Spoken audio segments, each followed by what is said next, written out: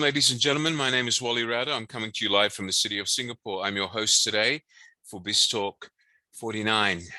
We're today discussing the psychology of selling in today's business economy.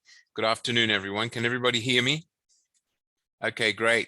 I look forward to talking to you. I'll be sharing my screen with you in a few minutes, and please let me know if you can see my screen.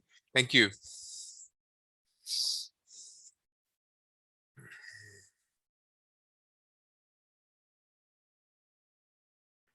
Okay, can everybody see my screen?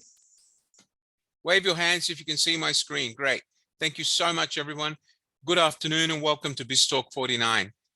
We're here today to talk about selling and the psychology of selling in today's business world. Unfortunately, selling today is no longer the way it was traditionally many years ago. Selling doesn't work that way anymore. Selling has changed, and the process of selling today has become very much a psychological process. And today I'm going to teach you what that psychological process is. If you are wanting to learn this, I suggest you write it down or take photos of all the slides with your phone camera. Otherwise, tomorrow afternoon, you'll be able to watch this lesson on YouTube at the Apex Stories. All right, everybody get that? Okay, so there will not be PowerPoint given for this lesson. It's purely a discussion. If you want to take notes, please take pictures or visit the Apex Stories, our YouTube channel, tomorrow afternoon, and you will find the video published. Look for BizTalk 49. If you really need the slides, you can WhatsApp me and I will send them to you next week on Tuesday or Wednesday. But please, I prefer you go to the video. But if you really want the PowerPoint in PDF format, I'm happy to share it. Ladies and gentlemen, welcome to today's session. I hope everybody knows what I mean when I talk about the psychology of selling. Selling today is no longer just a fluke. Selling today is no longer a job that anybody can get. Selling today is a science. Selling today requires skills. Why? Because COVID-19 has changed the world. COVID-19 took the consumer that used to go to a brick and mortar shop out of that shop and put him online. So a lot of consumers now will only buy online. Trying to get these consumers back into shops is a very difficult task. And the reason for that is consumerism. Consumer psychology has changed. Consumer psychology is not what it was 2, 3, 4, 5 years ago. Things have changed. And for most of us who sell goods today, we actually have a problem with our level of knowledge, with our confidence in selling those goods. The first thing a salesperson has to do is admit or realize what level of selling skills they have. And they must also realize the level of competence the customer has using the goods he or she are buying. But more importantly, the level of competence the salesperson has. All right, let's talk about that. Let's talk about that. Just one moment. What is going on here? Okay, so what are the level of competence that we're looking at? Everybody, including yourselves, when you were babies and you were born and you first tried to crawl, you suffered from what's called unconscious competence. Unconscious competence. Because, let me repeat that. When you were first born and you tried to crawl, you suffered from unconscious incompetence. I repeat, unconscious incompetence. And the reason for that is because when mummy put you down on the floor, you tried to roll over from your back to your stomach, and then you tried to use your hands to crawl on the floor. But as babies, you did not know how to crawl. So right then, your mind was at a state of what we call psychologically, or in psychology, as an incompetent or unconscious incompetent person. Unconsciously incompetent. That means that you do not realize that you don't know. You're only a baby. Suddenly, You try to crawl, but you don't know how. So suddenly, as you become 6 months, 7 months older, you finally realize that you're incompetent. You don't know how to crawl, and you become conscious of that. And you start looking around, finding out how to do it. And eventually you start crawling. And after a few days of crawling, you could say that you're now consciously competent. You know how to crawl. But once you've been crawling for 2 months, you start hitting your head on tables, you start crawling too fast, and you start crying, and mummy has to pick you up. And that's when you get overconfident and you become at a level of what we call unconscious competence. Unconscious competence. Does everybody understand what I mean by that? So everybody psychologically has 4 different levels of competence. Let's talk about when a child learns to walk. When the baby stops crawling and first stands up and tries to walk, he holds on to something. Why does he hold on? Because he realizes that every time he doesn't hold on, he falls down. The baby is in a state of unconscious incompetence. Now, he tries to stand up, he falls down. Finally, he realizes after he falls down, the baby says to himself, oh, I can't do this. I better hold on to a table or a wall. So the baby starts holding on to a table or a wall. When the baby holds on to the table or a wall, the baby has already saying to himself, I'm now suffering from conscious incompetence. I don't know how to stand up and walk. The baby realized that. And then what happens? Eventually, holding onto the table, the wall, the baby starts walking. And after a few weeks, he doesn't just walk, he runs. So he goes from conscious competence, which is walking, and he starts running. Because when he starts running, he feels that his unconscious competence has gone up and he can walk easily. So now he's walking faster. He's running. Does everybody understand what I'm explaining? Do you all understand that? Yes? Let's talk to some of you. Somebody wave your hand if you understand what I said. Do you understand what I mean by different levels of competence? Yeah? Let's talk about you.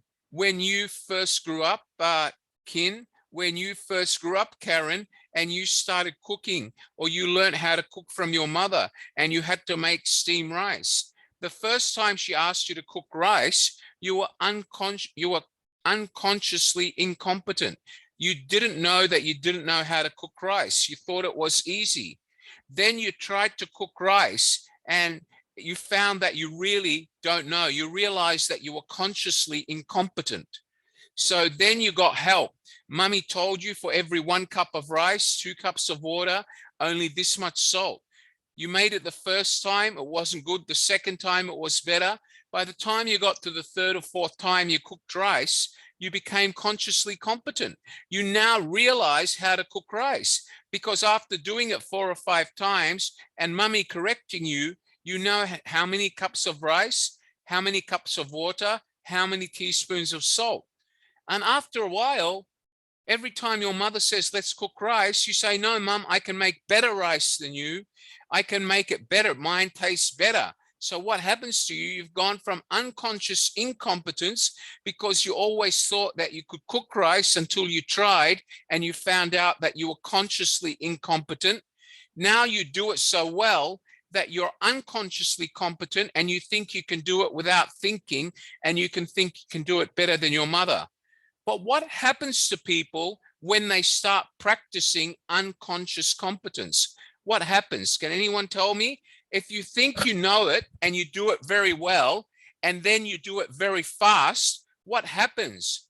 People have a psychological habit of taking shortcuts. And when they take shortcuts, what happens? They make mistakes. Am I right or wrong? Yes or no? Wave your hands, everyone. Come on, wake up, wave your hands. So when you make mistakes, because you're overconfident, you can only blame yourself. How many of you drive a car? Wave your hands if you drive a car. Come on, who drives a car? Anyone? Okay. When you first started driving a car, Thomas, the first time you got lessons, you sat in the car and you always thought it was easy. But after a while, you realized, well, hold on, I'm incompetent. I don't know how to drive. What are all these buttons? What's the gear for? What are the pedals for? Come on, it's supposed to be easier. I just push the button and it walks. Thomas finally realized that he really didn't know how to drive. And when the driving instructor sat there and told Thomas, hold on, don't touch that button, put your seatbelt on. Now let's talk about the dashboard. This is the steering wheel. This is the indicator. This is the gear. This is the brake. This is the petrol. Thomas wondered, hold on, is it that difficult? I really don't know how to drive. I better learn. So suddenly he went from unconscious incompetence and he realized that he didn't know what to do. So he realized that he needs to pay attention to the driving instructor. But Thomas, being the young man like me, after 2 hours of the driving instructor, Thomas said, hey, this is easy. I know what this handle's for. I know what this does. I know where to put my foot on the petrol when I want to speed. I've learned. So he becomes consciously competent and he starts driving. But then driving down the street, Thomas sees these group of young girls in miniskirts standing at the side. And he sees another car come faster to stop and pick them up. So Thomas gets motivated and he puts his foot on the petrol and accelerates and pulls up in front of these girls. Why? Because suddenly Thomas feels that he's unconsciously competent. He feels like he's the best driver ever, but he's only been driving for 2 months. All right. So the first time he picked up the girls, but 2 weeks later, he saw another bunch of girls. And this time he tried the same old trick. And guess what happened? Another guy from down the street, his neighbor, was chasing those girls as well. And he cut Thomas off. And what happens to Thomas's car? He hit the other boy's car in the back. Both of them got into an argument. You damaged my car. But both of them went without the girls because then the bus came and the girls got on the bus. What happened to Thomas? He started crying. Oh my God, I thought I could drive. What just happened? I just lost 3 beautiful ladies in miniskirts. Do you all understand my example of competence, Thomas? You understand, Thomas? I'm sure that happened to you when you learned how to drive. Am I right? Good man. Kin, do you drive? Kin Tunda? You do drive? Not yet? I can't hear you, young lady. You have to switch on your microphone. Good afternoon, Miss Tunda. How are you today? Good to see you again. Good afternoon, sir. Do you know how to drive? Yeah, not yet. I start to try.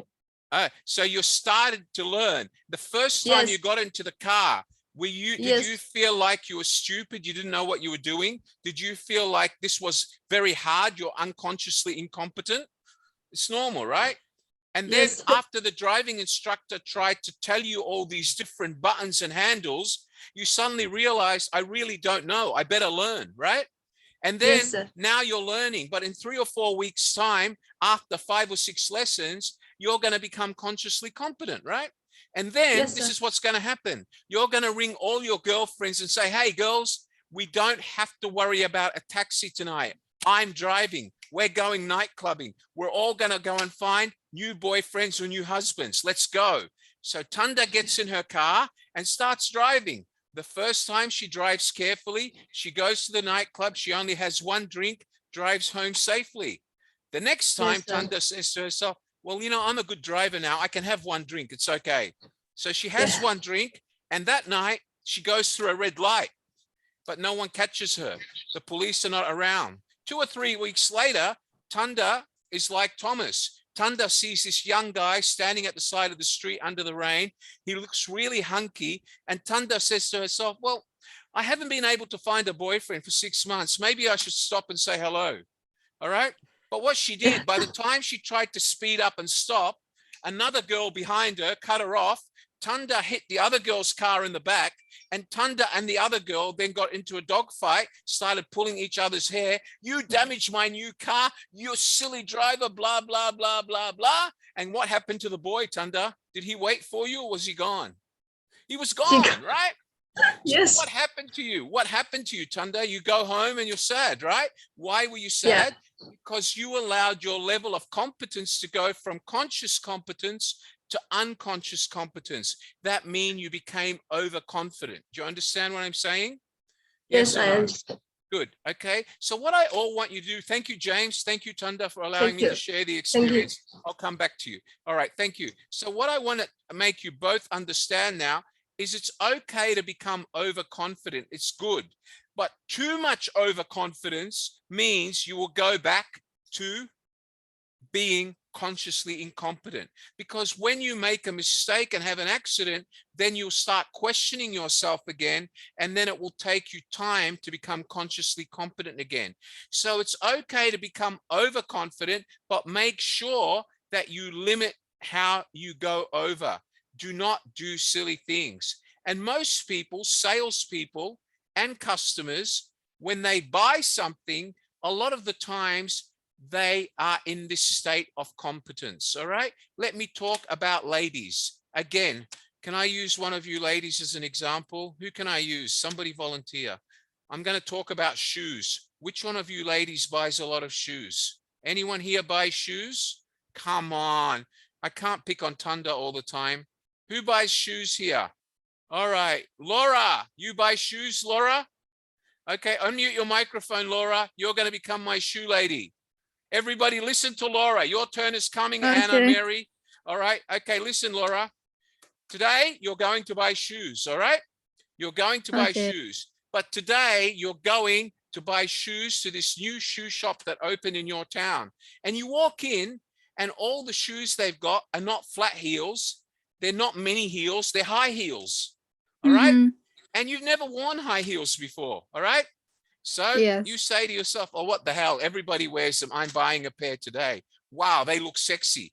My boyfriend is going to love me. I'm going to look 6 inches taller when I wear these, right? Am I right or wrong? Yeah? Right.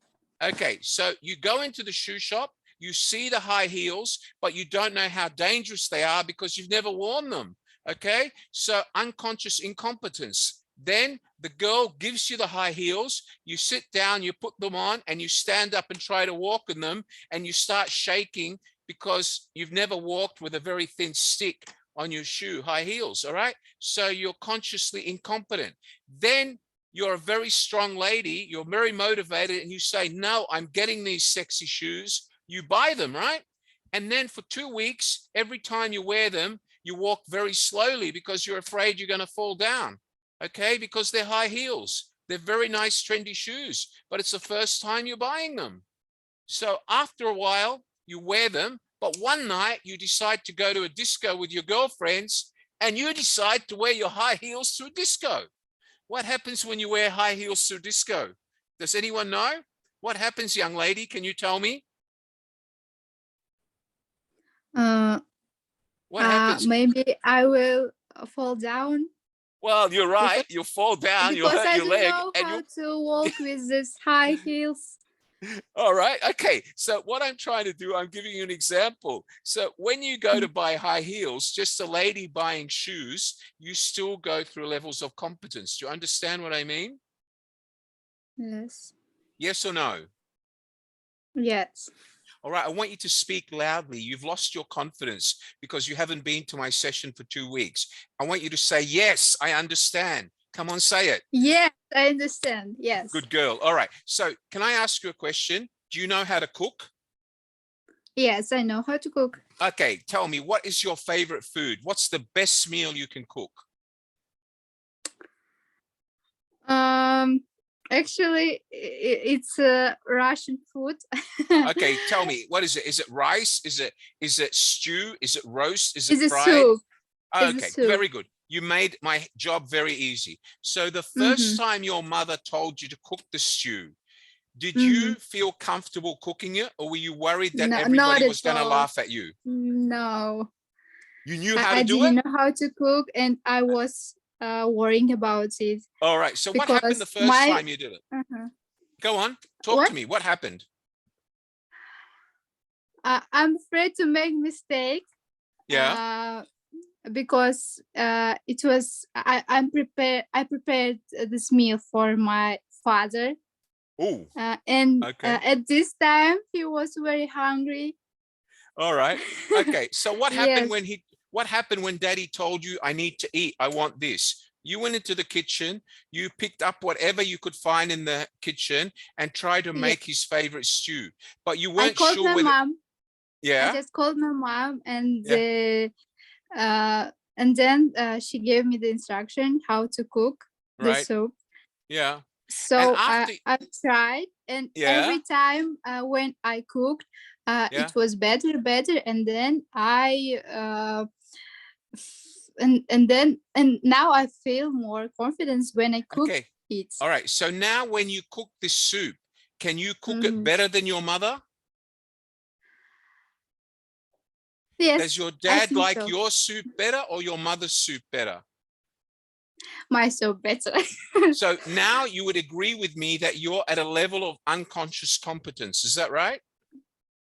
Yes, All right. yes. But I want to warn you of something. One day you're going to go out and party with your friends and you're going to drink 3 or Mm-hmm. 4 beers and you're going to come home and daddy's going to say, Mm-hmm. listen, I'm hungry, make me soup. All right. And then Mm-hmm. because you've had too many beers and you're unconsciously competent, you might Mm-hmm. put too much salt and pepper in your soup. Right. Now, what will happen Yes, it if daddy was. gets Yeah. soup? What will happen? What will happen? What will daddy say? He said, okay, just on the next time, don't put so much Wow, he's a salt. nice daddy. If it was me, I wouldn't eat it. I'd tell you to go and buy me McDonald's. Your daddy's really nice. All right. Yes, no. Okay. Thank you for sharing your experience. So does everybody understand what we mean by levels of competence? Yes or no? Okay, great. Let's move on, guys. We've got an exciting lesson. Let me keep going. Let me go back to my PowerPoint.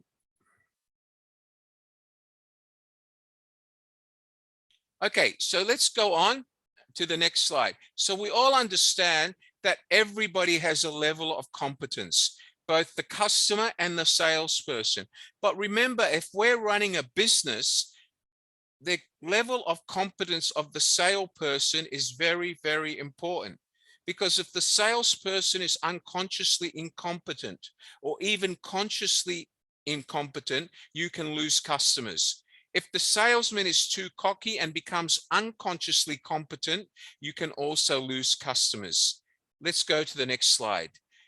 Remember, the salesperson or sales agent are our customers. Therefore, our role is to provide them with an acceptable and usable product and service. So if you own the business or if you work for a company that manufactures goods and your job is the manager or the sales manager, all the salespeople that work for you are your customers. Because if you do not teach them how to sell the goods and they don't understand the goods properly, they cannot sell it. Do you understand that, everyone? Wave your hands. Come on, wake up. Wendy, wave your hands, Wendy. Wendy Francisco, wave your hand, young lady. Wake up. Good girl. Good. Excellent, mate. Excellent. All right. So remember, teaching your staff how to sell something is important. I'll give you an example. Okay, let me give you an example. I love giving examples. That's why they tell me I'm a lecturer that talks too much. It's okay. How many of you here, how many of you ladies go to an expensive salon once a month? Wave your hand. Who goes to an expensive salon? Anyone? Come on. Some of you go to a salon. Okay, good.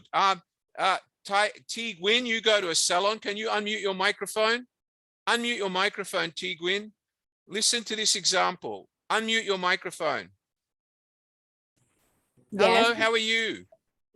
Yes, I'm good today. Thank you. So you go to a shopping center and sometimes you go to this very expensive hair salon because you want to look more beautiful than you already are, right? So let's imagine you go to this expensive hair salon today and the guy that looks after you does not talk to you about putting a new color or new cosmetics in your hair, or if he recommends the wrong color or the wrong type of cosmetic, what happens to you as a customer?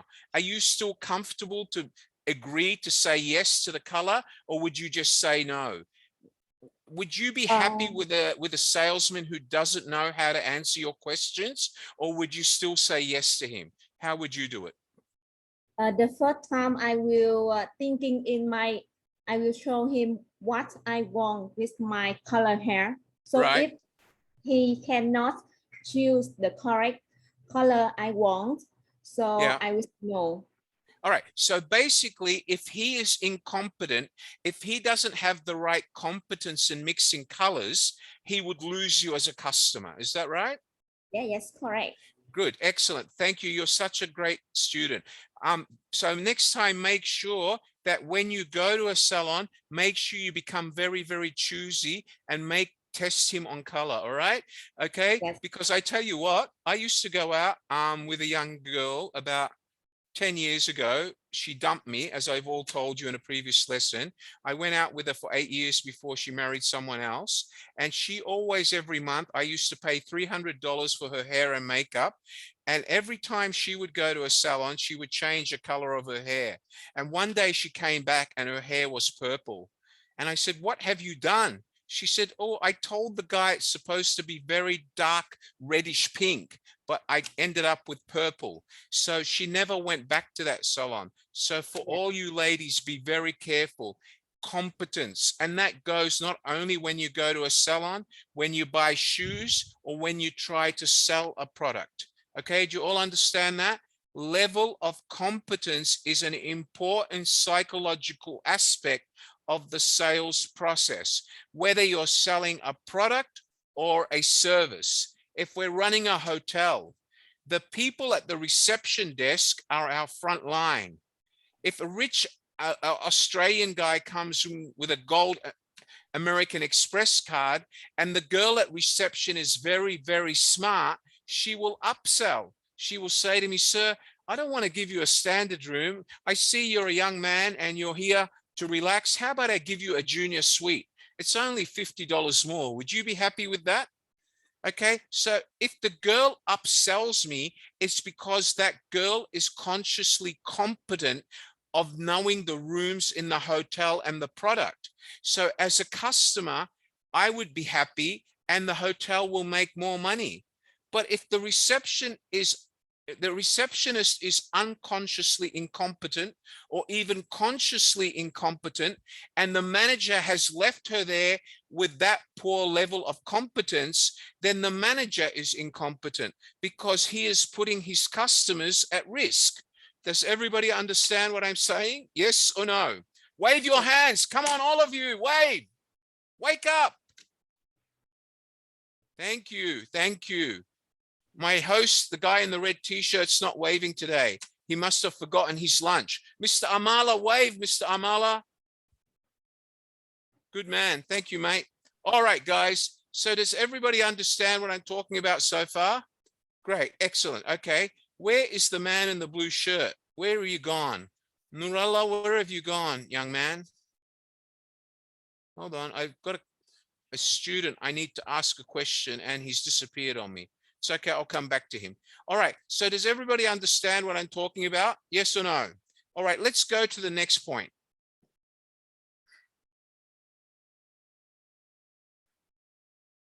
Okay. Remember, the perception of the customer is fact. If they don't want our product or service, we have to change it. The provider needs to change, not the customer. Do you all understand that?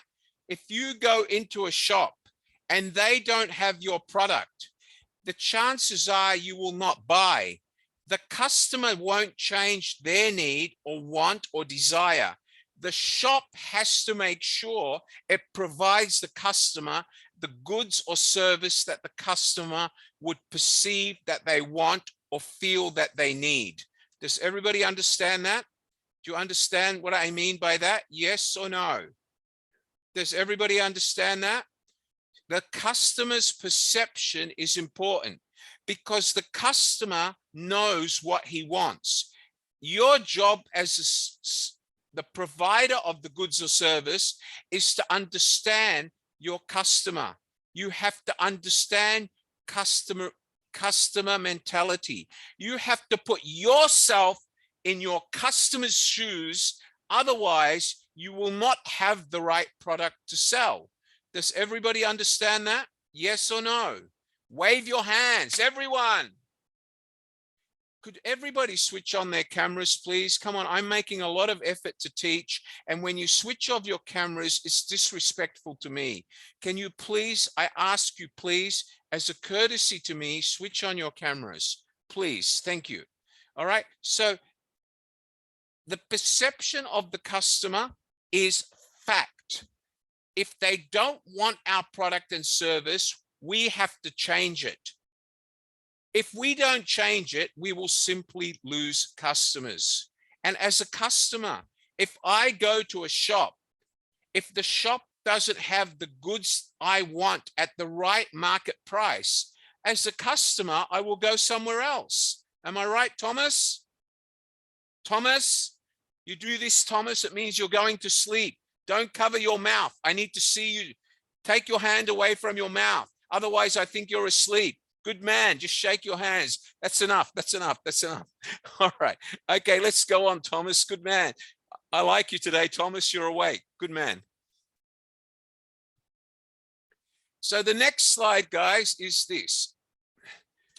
Remember, when we actually buy something or when we're trying to sell something, first we need to do is we need to convince the customer that this is the right product for them by trying to change their attitude. And if we change their attitude, they will change their behavior and buy your product. Do you understand that? Yes or no? For example, the young lady that goes to the salon and tells the stylist about the color, but he insists on doing a lighter color. If he can convince her that the lighter color is trendy and is fashionable and show her enough magazines, it's probably at the end of the day, she'll say yes, because her behavior will change and she will go from thinking that this color is no good to that this color is good. So remember, buying is about the right attitude and the right behavior. Selling is about having the right attitude towards a customer and making sure that you explain it correctly, which is again, the right behavior. Does everybody understand that? Wave your hands, please. All right, good. Roselle has run away. I don't know why. Okay, Roselle, next slide, please. All right, so remember, there is a very basic way that we do this in the professional selling world. We call it modeling skill, practice, and feedback. What do I mean by that? I mean that when you go to sell somebody to something, instead of saying that this is an electronic blender, you can talk to this blender and it will blend your food to the right level. So if I'm trying to sell an electrical blender to one of the ladies here, I say, ma'am, why don't you buy this blender? It's $70 more, but you can talk to it. It understands voice command. It's intelligent, but the lady might not be convinced. The only way for her to be convinced is for you to show her a blender at work, to show her blender, blend baby food, blender, blend coarse dressing, blender, blend to number 4. As long as you can actually practice the item you're selling or explain the item you're selling to the person that you're selling it to, eventually that person will understand what you're selling, and eventually their behavior towards using a blender might change, which will in turn change their attitude, and they may buy the blender. Does everybody understand what I mean by behavior? Does everybody understand what I mean by behavior? Yes or no? Yes or no? Okay, let me go to someone I spoke to before. Where is that young lady? Where has she run away to? All right, I'm coming to you, Nukelko. Nukelko, let's go speak to Nukelko. Nukelko, do you understand what I mean by behavior? Can you unmute your microphone, sir? New Calco, do you Yes, understand what I? All right, can you give me an example of how you would change somebody's behavior so they could buy your product? Give me an example of a product. Washing powder. All right, so you're selling washing powder and you've got a supermarket and you've got 200 women and they're all standing there wondering why they should buy your washing powder because they always buy the cheaper one. So how are you going to convince them to change their behavior and attitude and buy your washing powder? What would you do? I'll show them how my washing powder is the best, Right. and I'll try to convince them to buy it because Right. it's powerful as compared Yes. to other washing powders which So are in the market. Okay, so what would you be talking about? Would you be talking about the difficult chemical names in the powder, or would you be saying that the powder is biodegradable, or would you try to keep it simple but meaningful? What would you do? I'll keep it simple and meaningful. Great. So when you keep it simple and meaningful, during the fact that you're explaining it to them, should you just talk or should you ask them questions and help to teach them about the product? How would you do it? Would you just do talking, telling, or would you ask and answer? How would you do it? I think I'll be asking them and also answering them so that they will be able to understand All right, very the good. type of product that I have. All right, good. So when we're changing somebody's behavior or when we're trying to give them modeling and teach them about something, it should be we ask questions and then let them tell us what they're currently using so we can teach them about our product. But if you just stood there and they stood there quietly and you just went, yep, yep, yep, yep, yep, yep, yep, yep, yep, yep, yep, yep, yep, would you want to buy? They'll say no. So do you understand the importance of you letting them talk? Because the idea is you need to understand what they are looking for in your washing powder. Do you follow me? Do you understand what I'm saying, mate? Yes, I do understand. Thank you very much. I'm sorry to understand. trouble you. Thank you for joining me for the example. Thank you, sir. All right, let's go on. Okay. So behavior modeling is something that you have to teach your customers or your salespeople, because if the salesperson doesn't understand your product, he cannot sell the product. The salesperson must understand the product. If the salesperson does not know what the product does or why you use it, the salesperson is basically unconsciously incompetent or consciously incompetent, and so is his manager who has not tested him before he allowed him to go out and sell. Does everybody understand that? Yes or no? Wave your hands. Come on, guys, wave your hands. Make my job easier, please. Laurelyn, wave your hand, Laurelyn. Are you asleep, Laurelyn? Wave your hand. Good girl, excellent. Thank you, thank you, thank you. Fung Hong, wave your hand. Okay, good.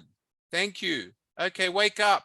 Tin Yana, wave your hand. Are you awake? Good girl, excellent. Gabriel, are you listening to me? Gabriel, wave your hand, Gabriel. Wave your hand. That's it. Smile, Gabriel. Mr. Cedric is always listening to me. He keeps smiling at me. Hello, Cedric. How are you today, mate? Okay. All right. So we all understand the need to change behavior through feedback, through modeling. What do we mean by modeling the skill or giving feedback? It's to understand what the product does and explain it and actually use it. So you actually let them see you model it. You let them see you use it. So the customer is convinced that it actually works. Does everybody understand that? Yes or no? All right. We're all with me. All right, let's go on.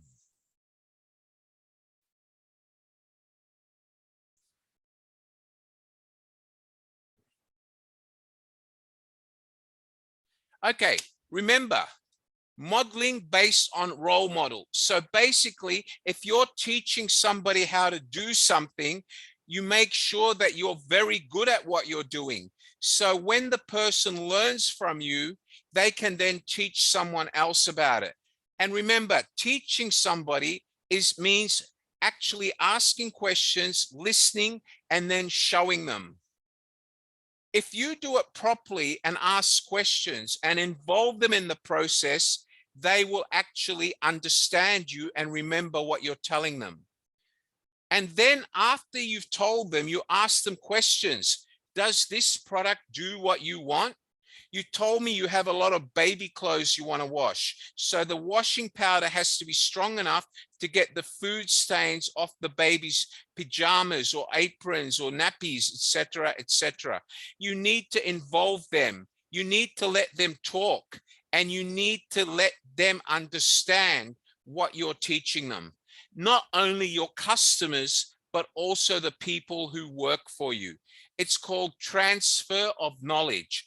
You're modeling their attitude and their behavior. And remember, if you're able to model their behavior, you will change their attitude to start buying your product. Once you change their attitude and they start using your product or the product you're trying to sell them, you have changed their behavior, and they will continue buying your product until somebody comes in and tries to sell them a better product through modeling skill, practice, letting them give feedback, and eventually convincing them to change their behavior to buy your product. And after they successfully used your product, they'll change their attitude and buy it all the time. So remember, it's traditional instruction. Do not try to confuse the customer.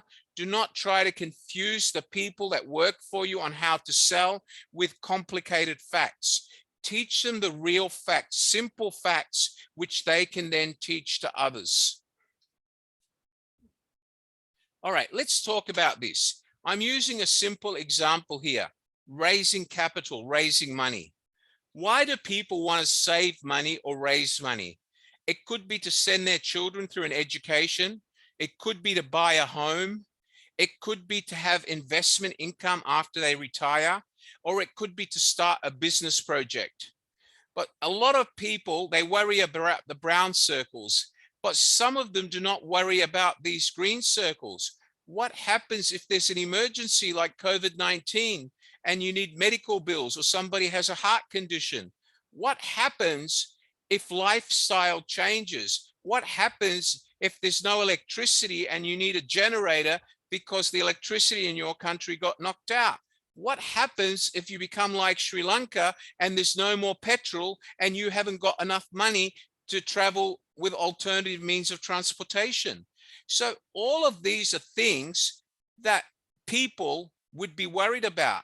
These are all the sorts of things, or the sorts of products that people would be wanting to buy if they were buying from a bank or a financial consultant. But now let's talk about other types of business. Can you give me some examples of what sort of products your customers would want to buy, or what sort of products you would want to sell? Can anybody put up their hand and share their products with me? Put up your hands and share your product. Anyone? Come on, wake up, someone.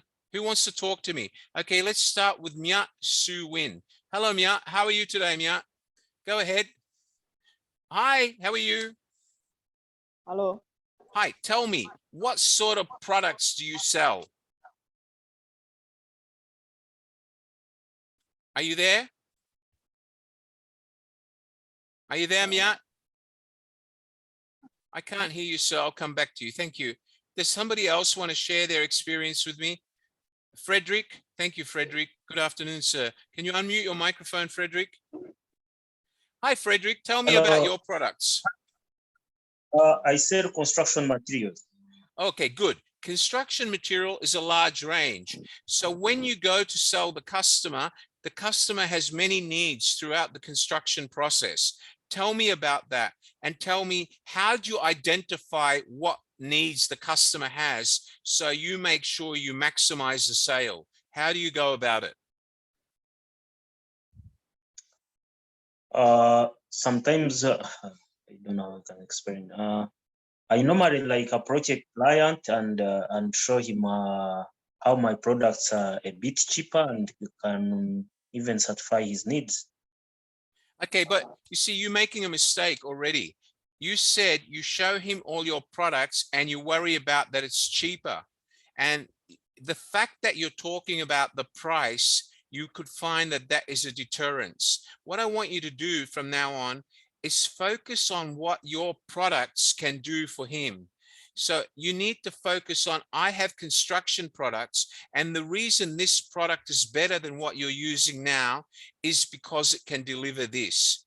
If you're selling cement, this cement has a higher solidifying capacity. This cement is a quicker drying cement.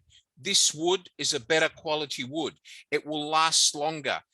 You need to sell him the product and the benefits. And the way to do that is by to continuously ask him questions. So hopefully by the end of today, you will learn a process that will help you sell construction materials. Okay, so I know that the process I'm going to show you will help you, because, you know, the process you're using now is the process I used to use 25 years ago. Before I wrote this, or before I wrote books about psychological selling. I used to go and knock on a door, and I used to say to the person who answered, do you need medical insurance? It's the cheapest available. It's only $20 a month. But what happened is people bought it from me at the door because it was only $20. But 2 or 3 days after they found out the limitations because it was so cheap, they asked for a refund. So all the sales I made were wasted. So I had to learn to change my sales strategy. Instead of selling based on price, I had to start selling based on benefits and features of my product. And that way, whoever bought it actually bought it because they liked it, not just because of the price. Does everybody understand me? Do you understand what I'm saying, my friend? Yeah, I just wanted to ask whether quality also can come in on psychological selling. Absolutely, yes. Quality benefits are the most important things.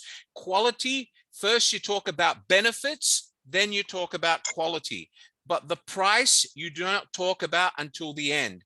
And I'll teach you that shortly. Do you follow me? Okay.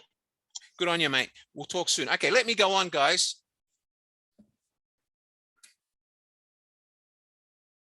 Okay, here we go. All right, remember, when selling or when training people to sell, remember as leaders, the difference between a leader and a boss is the leader works in the open and the boss is covert.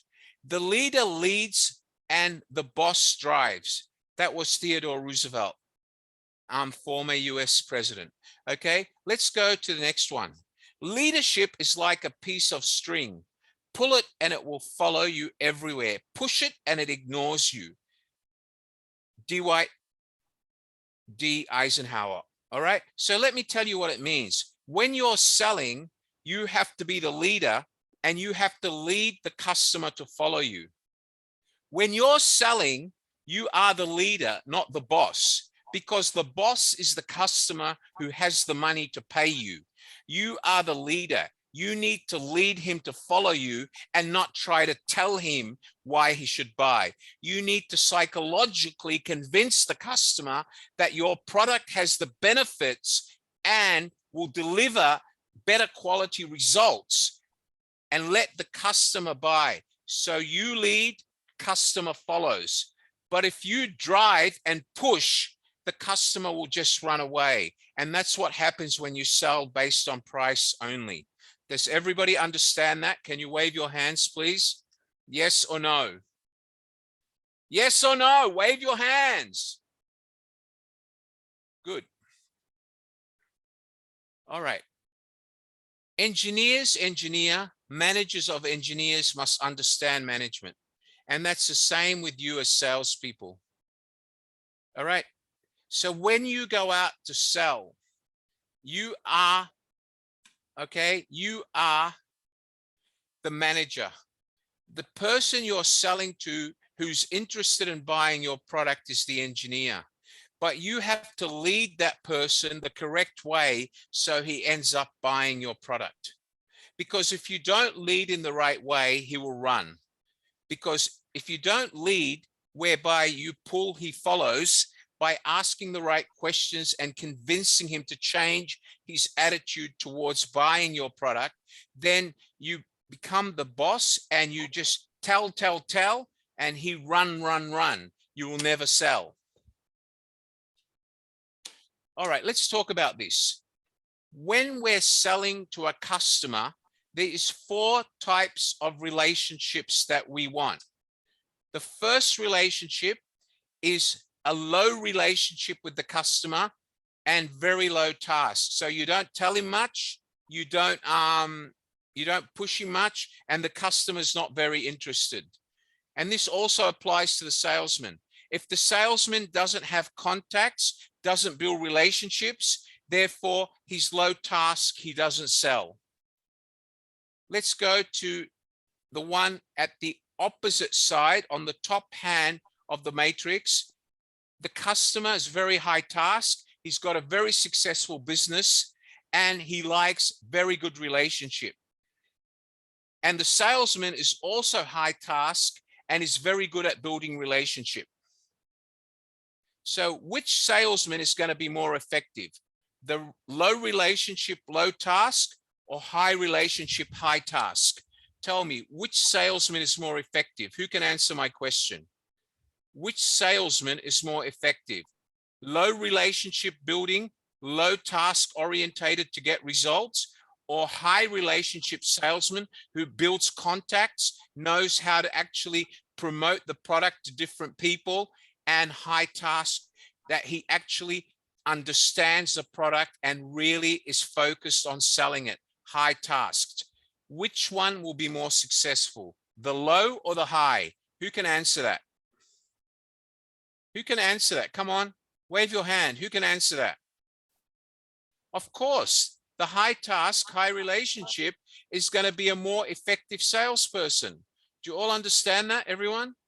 Yes or no? All right, great. Okay. Who hasn't answered a question yet? Okay. Great. Okay. Gamanjun, do you understand what I mean by high task, high relationship compared to low task, low relationship? Good. Excellent. Okay.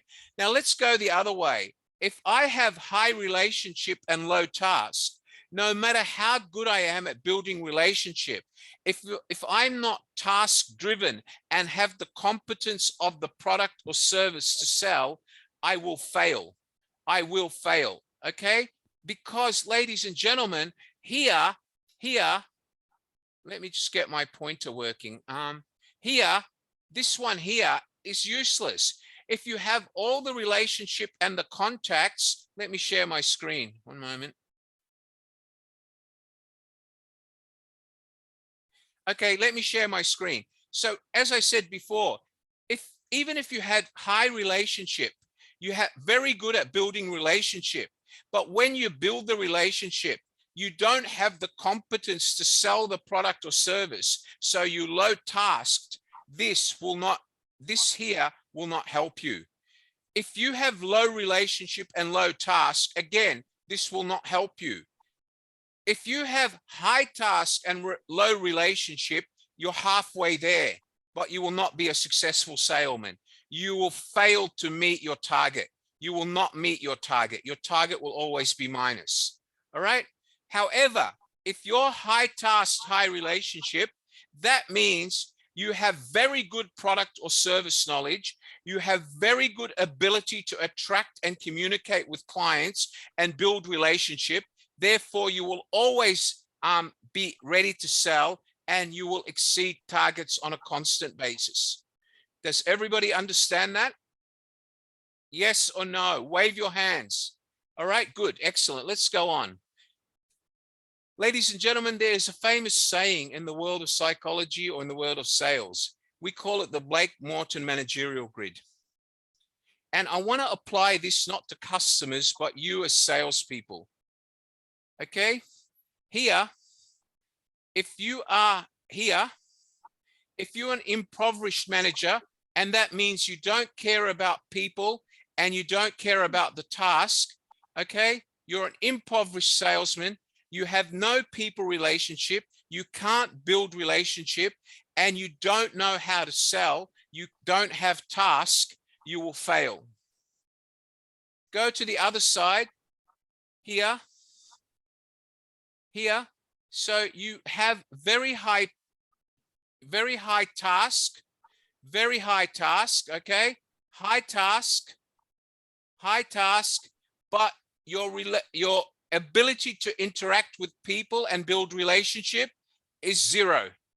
Again, you will fail. Let's go over here.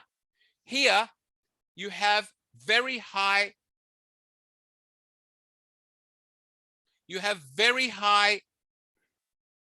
task, but 0 relationship, all right? Very high task, but 0 relationship. Okay?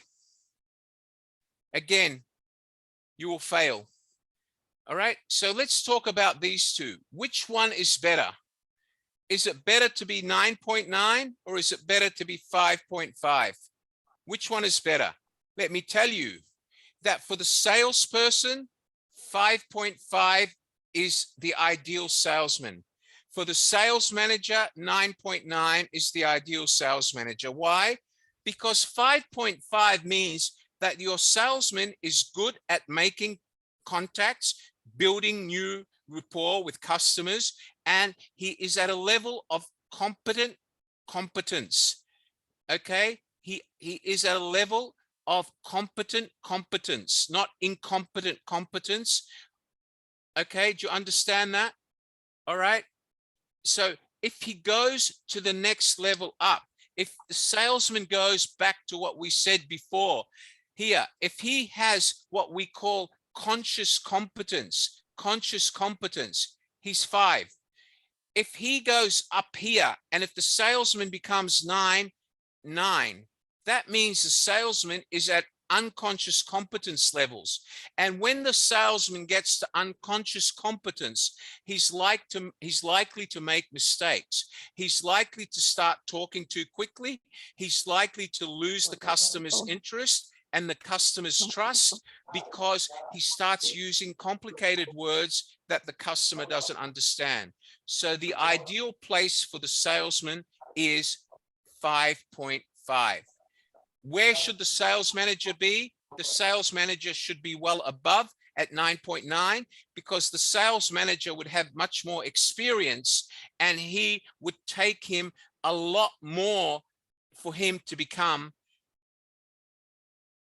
It would take him a lot less chance of him becoming unconsciously competent and making a mistake because the manager might know the product a lot more. He might have a lot of experience in selling it. So he's a lot more careful about becoming unconscious competence. However, for a salesman, it's very important that they stay at conscious competence because for a salesman, there's new product every day, new services, new benefits.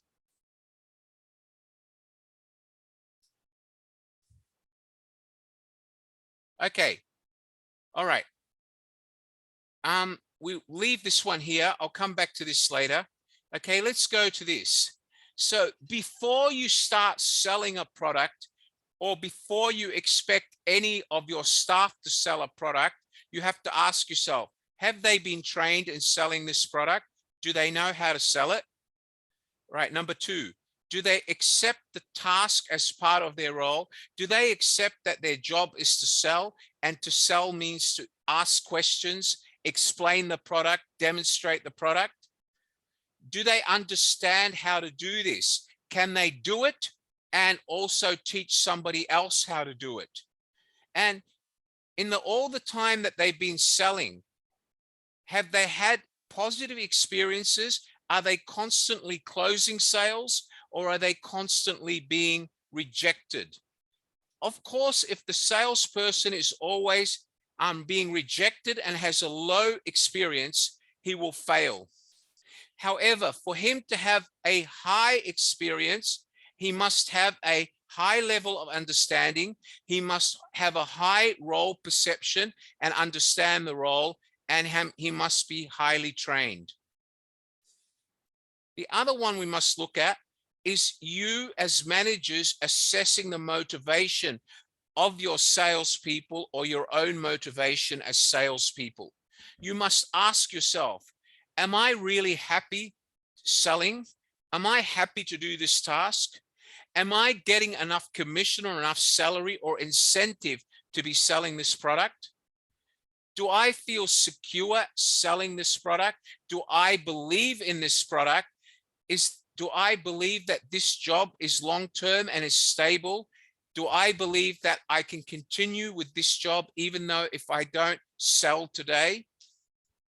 And the last element you need to have is measure your sense of confidence. If your answers to this are yes, then this should be high. However, if your answer to all of these are all of these here, if your answer to all of these is no, then what's going to happen here? Then what's going to happen here? You will not have this. This will be no. All right. Does everybody understand what I mean by assessing ability and motivation? Do you all understand what I mean by the importance of asking yourselves questions about your ability as salespeople and about the level of motivation you have as salespeople? Do you all understand that? Yes or no? Do you understand? Wave your hands, everyone. Kimberly, do you understand what I'm saying, Kimberly?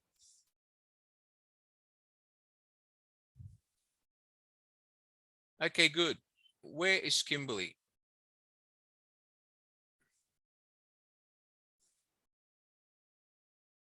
Okay, there's one girl here who is not waving her hand. I'm very worried. Okay, there she is there. Hi, Kimberly. Do you understand what I'm talking about? Kimberly, can you unmute your microphone? Hi, Kimberly. Unmute your microphone for me. Are you there, Kimberly? Would you like to unmute your microphone? Hi. Hi, Kimberly. Do you understand Yes, what sir. I'm talking about? Oh, it's not good. Do you sir. understand?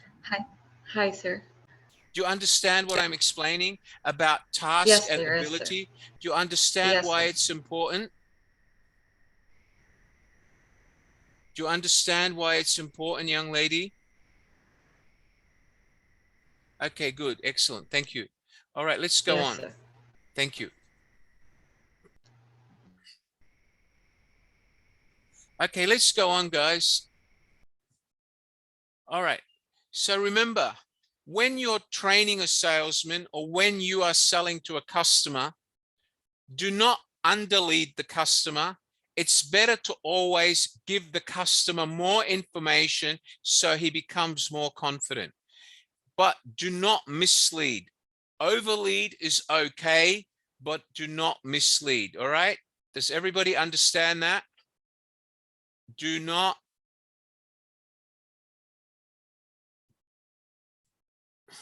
mislead.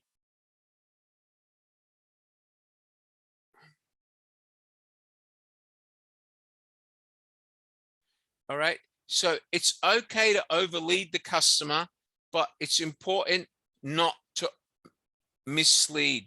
It's okay to give the customer more information, more knowledge about the product, but don't mislead them with things that are not true. And on the other hand, don't behave like a salesman who's in a hurry and only tell them half the benefits or half the real story. Because when you underlead, customers will not buy. They will not buy. And even if they do buy, they will not repeat. All right, so let's talk about what is important in this psychological sales process. It is important that we understand what we call the communication cycle. And whenever you're selling to a customer, the first thing is you need to assess what they're after and what they really want or why they want it. You need to assess. Then based on that, by assessing, you're asking questions. The customer will describe the answer to you. You need to listen. You need to analyze. You need to ask more questions. Customer will give you more. You need to listen. You need to keep analyzing until you understand what the customer really needs. Then you need to tell him the benefits and the quality of your product, the benefits and features. And once you've done that, you'll go to the stage that we call implement, where I will show you how the customer will buy without you having to sell. All right, so remember the communication cycle.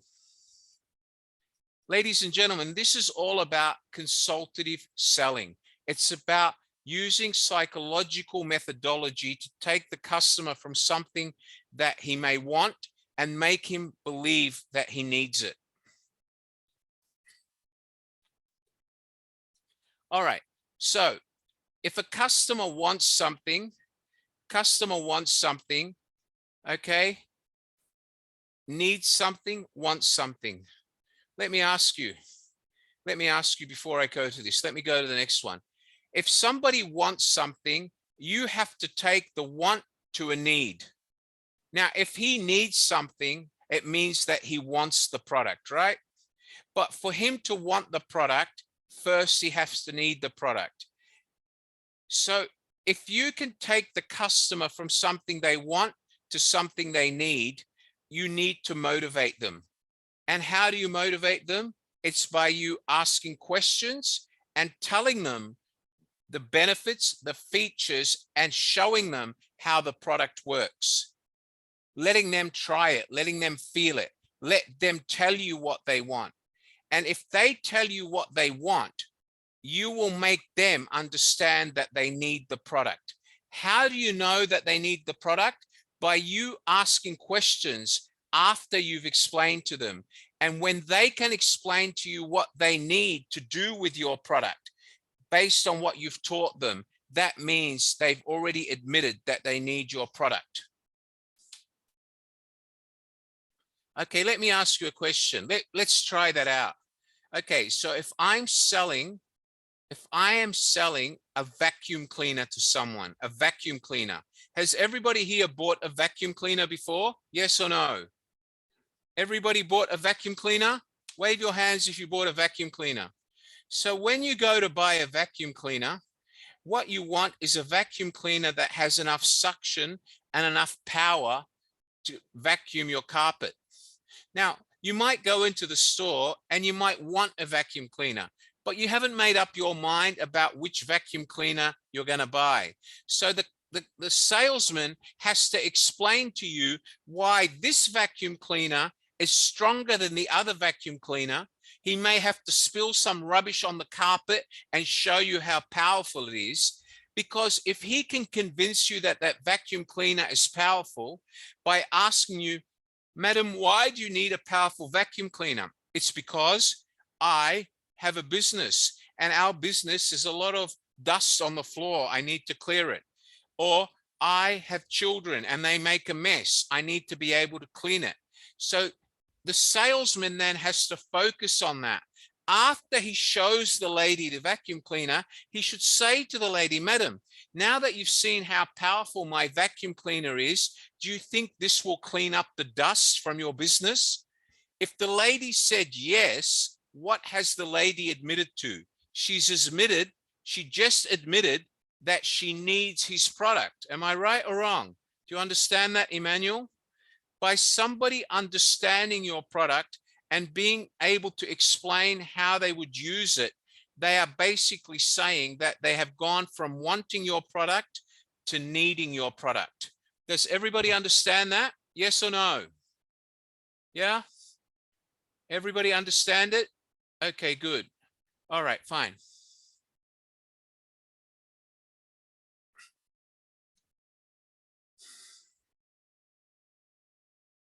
Okay, let me go on.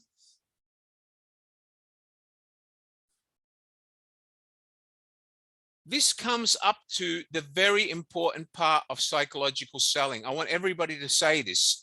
Why sell when people buy? We don't have to sell. We simply have to change people's behavior and attitude. Once we do that, people will buy without you having to sell. How do we change it? We change it by asking questions.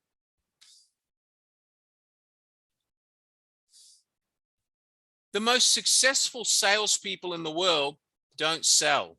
The most successful salespeople in the world are like doctors. They help take their customers from wanting something to needing something based on a system of questions that I'm about to teach you. Asking questions is the basic and the most powerful tool to selling. And when you do that, you're basically behaving like a doctor. You're going to be consultative and you're going to understand your customer. And only when you understand your customer will you sell. Okay, and what happens when you sell? That means the customer buys. You should not try to sell. You should simply explain the product based on the customer's needs. So if the customer says, I want this because I have children, you need to make the customer understand that your product or service can do that. And by asking questions, you're understanding your customer. And by explaining the benefits and features of your product, you do not have to sell. The customer will buy. So we have to ask questions and we have to actively listen to what the customers say, because based on his answers, we ask more questions till we establish what the customer wants. Okay, let's go on. Remember that when you're talking to a customer, you should always be very careful of their body language. You should always match their social style. If they're sitting comfortably relaxed, you should do the same. If they're sitting up straight and they're serious, you should be the same. If they're in a good mood, you should be in a good mood. If they're in a serious mood, you should be in a serious mood, Anna Mary. It's not funny, Anna Mary. This is real selling skill, please. All right. And you should always make sure that you're not smoking if they're not smoking. Do not chew your pen when you're talking to a customer, because that means you're nervous and you don't know what you're selling. The biggest mistake a salesman can make is to chew a pen when he's talking to a customer. Don't talk to the customer with this, or don't pretend that you've got your phone in your hand and always play with your phone while you're talking to a customer. You will not sell.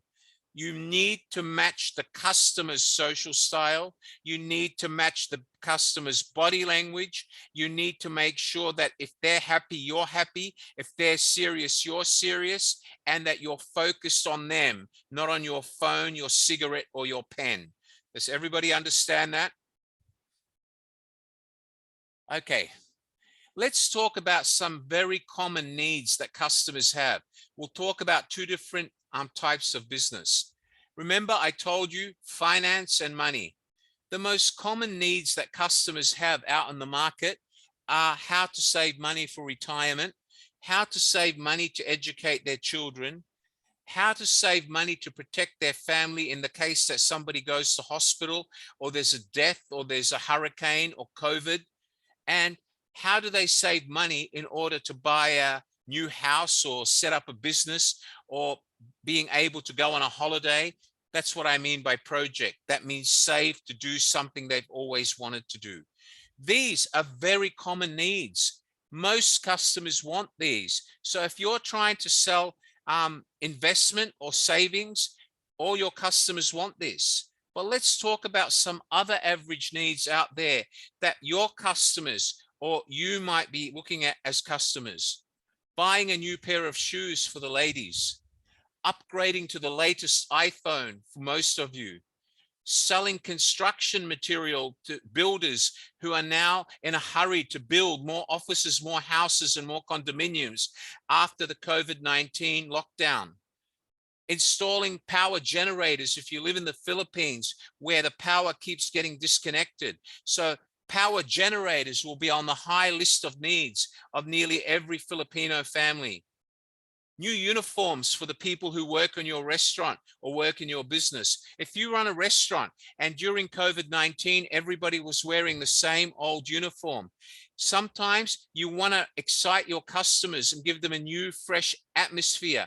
The best way is either to repaint the restaurant or to give your staff new uniforms, fresh uniforms, different colors that makes customers think that there's something new, something fresh, so they come back. So these are some simple customer needs in the market. Now, I want you to think of, what do your customers' needs list of? What are your customers' needs? Start asking yourself, what do my customers need? All right, now let's talk about this sales process. Give me 1 minute, guys. Forgive me. I need to get a drink of water. Just give me 1 minute.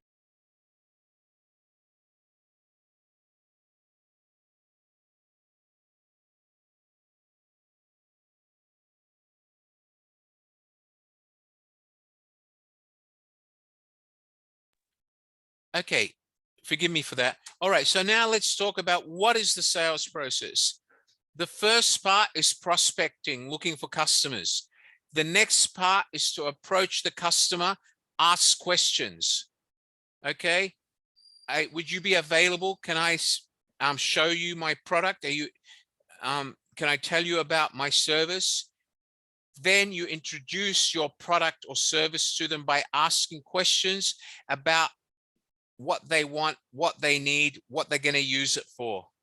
Then you summarize your product and you arrange to deliver the product, because you're going to be asking the right types of questions, which will take you from here to here simply by you doing the right process of asking questions. When you get to here, the last question, the customer will tell you they want to buy. You do not have to ask them. All right, so I'm going to teach you how to do this. The first stage of my process is for you to fact find. What do we mean by fact find? It means before you go to a customer, understand what your customer's needs are. Do your research, understand your customer.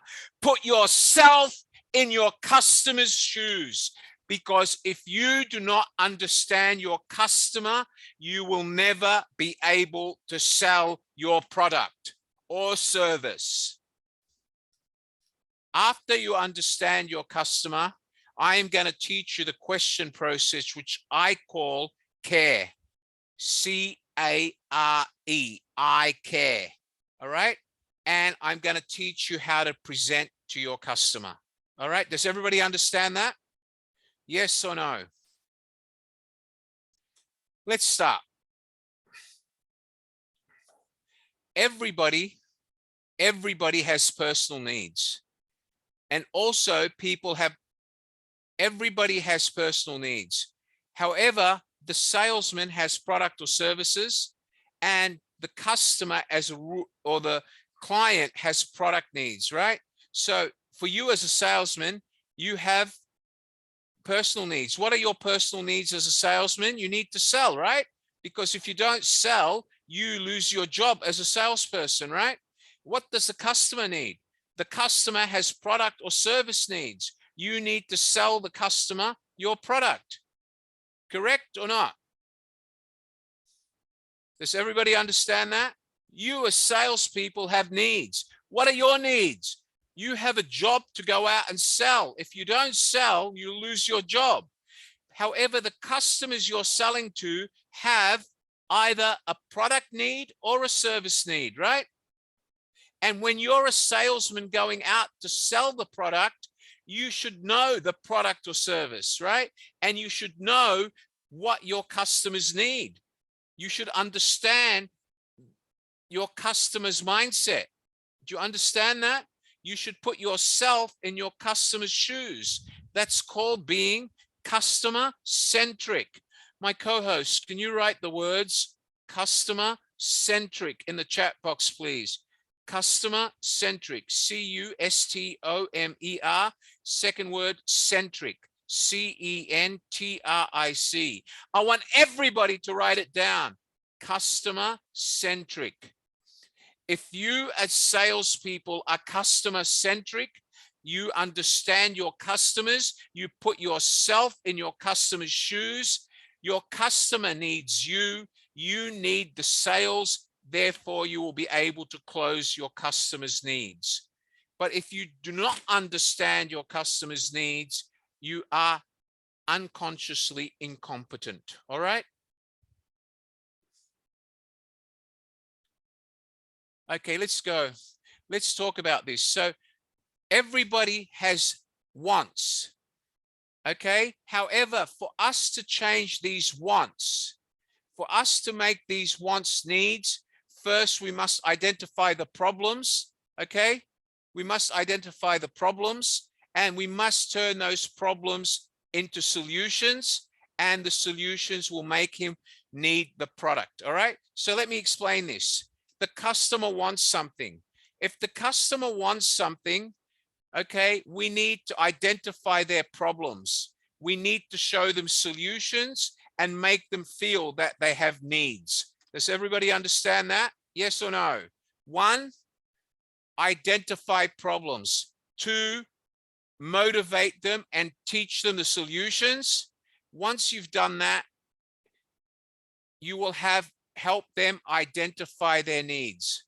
Number 3, you follow everyone? However, every customer has a want, but you need to find out what that want is. And the only way you can do that is by identifying the problems they have, giving them the solutions and turning it into a need. You follow everyone? Yes or no? Do you follow me, Anna Mary? Wave your hand. Talk to me, Anna Mary. Unmute your microphone. Hi, Anna Mary. Where are you from? I'm from Philippines. Anna Mary, do you understand what I mean by customer has wants? Let me Yes, give you an sir. example, Anna Mary. Yes, sir, I don't When you understand. go to a supermarket or you go to a butcher shop, you know you're going there because you want to buy groceries or meat, right? Yes. But when you go to the supermarket and you compare, and then the butcher says, oh, Anna Mary, I've got some very good pork today. It's air flown from Australia. It makes very good adobo. What he's trying to do is help you decide on the meat, right? Yes, And yes. probably the butcher won't do that. He'll say, listen, Anna Mary, what are you planning on cooking today? And Anna Mary's going to say, I don't know. Yesterday I cooked adobo, but my husband said he's bored. So today maybe I want to cook him steak. All right. So what is the butcher doing by asking you questions? He's trying to take you from wanting meat to identifying what sort of meat you want. Yeah. Once you tell him that you want to cook steak, the next question he's going to say, does your husband like beef, pork, or lamb? And you're going to say, oh, he likes lamb. So what do you think the solution he's going to give you is? It's going to be lamb, right? Yes, yes. So do you understand why it's important to ask questions in order to motivate the customer? Do you understand it's very that? important. Yeah, I do Very understand, good. sir. Thank you very much. Thank you. Okay. Okay, guys, every customer has what we call survival needs. What are their survival needs? It's basically like air, water, and these are basic survival needs. They have security needs. They need to have a house, roof over their head. They need to feel safe. They have social needs. They need to dress well. They need to be able to go out with their friends. They have self-esteem needs. They have goals. And if they don't meet their goals,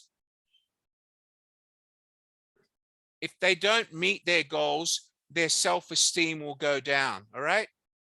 And of course, everybody has dreams and people always want to achieve their dreams, right? Do we all agree on that? Okay. Anna Mary, what's your dream? Give me a dream, Anna Mary. Open your microphone. Okay. What's your dream? No, my dream is to become #1 sellers in the company that I'm in. All right. What do you sell? What do you No, sell? we sell beauty product, health product and weight Okay, management can I ask product. you, Anna Mary, do you understand how my process can help you convince people to Yes. buy your product? Yes, it's it's very clear. Yeah, I can apply Alright. it. Yeah. All right, very good. clear. But remember, let me ask you, don't run away, Anna Mary. I haven't Oh finished yeah, with I'm you here. yet. You're Yeah, my hot student. So tell me, Okay. when people buy cosmetics, what Yeah. need is cosmetics? Is it a security need or a social need? Oh, it's like security needs because it can be They want to look good. both. Yeah, it can be Okay. both. But Yeah. it's not only a security need, it can also be a The social need, yeah, right? yeah, both. And yeah. some of them don't want to buy cheap cosmetics because if she goes out and pulls out cheap lipstick, people will laugh at her. So she wants to make sure that the lipstick is expensive, so Branded, everybody see the brand. You the know that, brand. right? Yeah, I know. So if somebody comes to buy lipstick from you, Anna Mary, what's Yeah. one of the questions you should ask them No, before I'm you gonna talk about color? yeah, I'm gonna ask if what she is allergic with, because some of the cosmetics they use the what they call that, the raw materials or the ingredients, it might be allergic to them. So I have to Right. ask. I So give you have them to ask them. I You give need them an data. allergy-free Yeah, you have lipstick. to like fill up. Yeah. Yeah, so I know. Is Then I'm do you gonna have review it. Yeah. Yeah, and you have a favorite brand of lipstick? Is there a lipstick that you enjoy? What colors do you like? All right. So what you're trying to do, Anna Mary, is you should try to psychologically establish why they want more lipstick. Is it because they don't like what they've got? Is it because they want to look younger? Is it because they want more colors? And one of the good questions you could ask, you ask them how often do you wear lipstick? Do you wear it to work every day? Is your job an office job, or do you work outside? Is it a formal job or a casual job? What do I mean by that? Is your job a serious job? Like, are you a lawyer or a judge? Or do you need something a less formal color? Because a judge, of course, will not wear purple lipstick, they'll wear red lipstick. Yeah, I know. Do you understand where I'm coming from, Anna Mary? Yes, Thank I do you. understand, sir. Thank you very much. Thank you, young lady. Okay. So let's talk about this. Does everybody understand what I mean by Maslow's hierarchy of needs? Good. Excellent. Let's go on. Let me leave you a famous saying, guys. The chief executive of Motorola, you all know Motorola Communications, famous company all over the world. They make all the mobile satellites in some countries, including the Philippines, Vietnam. They also are responsible for all the radio communication between aircraft and air traffic control. They're one of the biggest communication companies in the world. They used to make mobile phones, but they don't anymore. The chief executive of Motorola said in 1970, you never persuade clients of anything. Clients persuade themselves. Your function is to understand the issues that matter to your clients. You have to feel their problems just the way they feel them. You have to sit on their side of the table, and you have to look at the issues from their point of view. So let's talk about that. Does everybody understand what I mean by that? Yes or no? Sylvia, you need to talk to me, Sylvia, because I want to make sure you're learning. Hello, Sylvia. Open your microphone, young woman. Hi, Sylvia. Hi. Where are you today? What country are you in today? I'm in Lesotho. Good, excellent. Do you understand what I've been teaching so far? Yes, it's very clear. Thank you. All right, tell me, what do I mean when Motorola said, never persuade the clients of anything? The clients persuade themselves. What does that mean? Can you explain it? I think that means you have to understand their needs better. Don't try to sell them what you think is best for them. Understand what they need. Excellent. Very good. Let me go on. Your function is to understand the issues that matter to your clients. You have to feel their problem just the way they feel it. You have to sit on their side of the table and look at the issues from their point of view. Does that mean that you must put yourself in your customer's shoes? Would you agree? Yes, very much. I have to. Are you a salesperson? Do you sell in your job? I do sell, yes. What do you sell? What sort of products? I actually sell the first aid kits, but with them I sell the service. together with the first aid kits. Okay, so when you go to a client or a company to sell the kit, what sort of questions you talk about? How many staff? How many get injured? Do you have factories? Do they cut their hands? You try to establish what sort of first aid kit they need, and then you try to convince them how much money first aid kits will save them. Because if you don't, and somebody cuts their finger off and bleeds to death, the company's liable. Is that what you do? Yes, that's what I do. On top of that, I also sell, like, I ask if they are trained on first aid, because I cannot just sell the first aid kit without them knowing how to use the kit. Okay, do you also explain to them the benefits that you're able to provide training for some of their staff in first aid? And you tell them about the fact that this will protect them from lawsuits by staff that get injured if they don't have the right first aid kit and first aid person inside the company? Do you all go through all of that? Yes, sir. Can I teach you something, young lady? Because I used to sell medical equipment to doctors. The more pain, the more fear you put in the company's heart or in their stomach, the more you scare the HR person that has to buy your first aid kit about what can happen if they don't have trained first aid. If they don't have enough first aid kits, is going to be the easiest way for you to convince them. So don't be afraid to use questions like, what would happen if one of your staff in the restaurant cut his finger off while he was dicing meat and there was no band-aid or anything to stop the blood, and by the time he got to the hospital they couldn't salvage the finger? Would the company be happy to pay out hundreds of thousands of dollars in damages? What am I trying to do with those questions? What am I doing?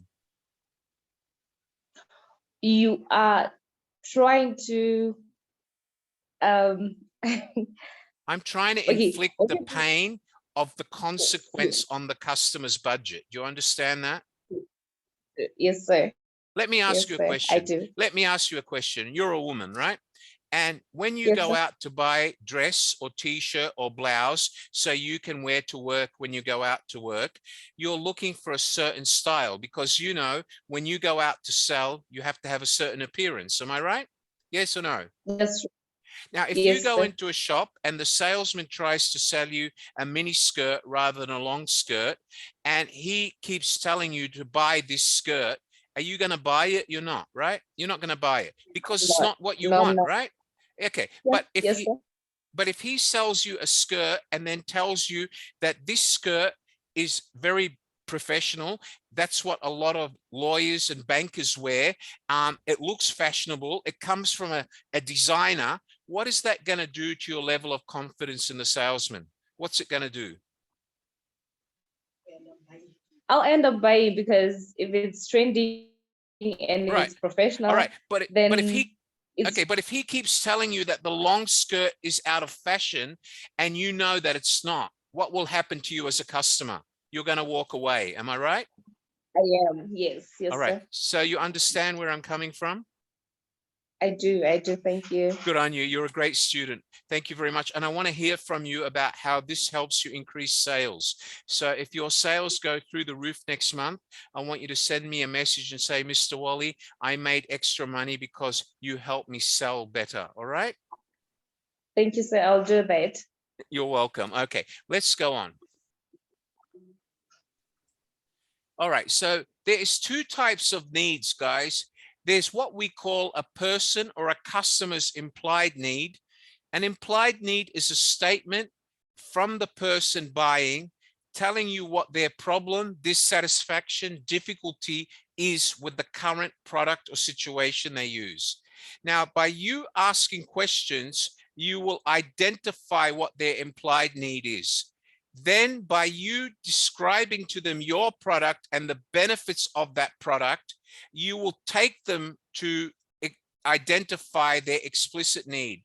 And that's when the buyer says to you, this long skirt, I think it's really going to look good on me. So if the young lady says to you as a salesman, oh, you know, I agree, this long skirt will really look good on me. What is that young lady saying?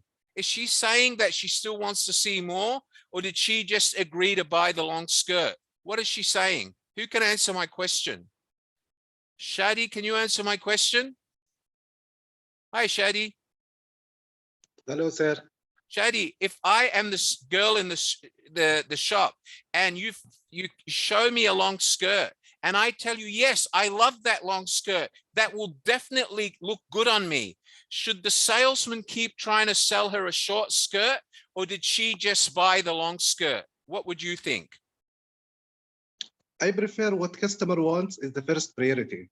And for example, Exactly if right. she's convinced with the long one, that's it. You've because closed the for sale. me, yes, Would you- because the customer requirements has to be fulfilled first. Absolutely. If So she's when the customer, yes, So if when the she's customer hesitating or says, if she Go have on. another point of view or about to convince for the other one, then Yeah. he can start Absolutely marketing right. the new, the second skirt or the All right. small one. Yes. Then he can start negotiation and start marketing for this if she Right. is about to convince. All right, but you do agree. So my philosophy of why sell when people buy is true. When the customer says to you, I love this skirt, I think this is the one. What did she just say to you? I want to buy this. So what should your next question be? What size would you like, madam? Okay. Exactly. Would you like to try Yes. it on? That's it. You've already sold it. You don't have to keep on selling. Do you all understand where I'm coming from? Do you agree with me, Shadi? Yes, even you can go for different colors, different Yeah. the same Yeah. style with different models or different colors. Yes. Yep. Okay. Thank you, Shadi. I'll come back to you soon. Thank you so Okay. much. All right. Let's go Thank on, you. ladies and gentlemen. You're welcome, sir. Let's go on. All right. So how needs develop? By you asking a customer, okay, what they want, okay? And the customer says, well, listen, I have a pair of shoes, but the heels or the sole is falling off, but I just get it fixed. And then you ask more questions and you say to the customer, but if you get it fixed, it's going to cost you $40. You can buy a new pair for $39. The more questions you ask and the more explanations you give, the customer understands the problem is more serious. How do you make them understand this? Is by showing them how much better your product is and why it's better to go for this alternative. And by doing that, the more pain or the more confusion or doubt you put in the customer's mind about the old product, the better the chance is of converting them to what we call is I want your product. The minute they say, I like it, I think this is what I need, you've already got them to the point of explicit need. Does everybody understand that? Yes or no? Yeah? I'm going to give you an example. I'm going to ask one of you for an example. And there's a young man here that looks like he's very much enjoying this lesson. Ta Te Kiang. Hello, Ta. How are you today, Ta He? Good afternoon, Ta Te. How are you? Hello. How are you? Good? Good, sir. Okay, I want you to imagine, Ta Te, you're a car salesman, right? You are a car salesman. Yes. All right, I come into your showroom and I say, I'm looking for an automatic car. I need something trendy. I'm young. I want to pick up the girls. All right. So what sort of questions would you have to ask me? Go ahead.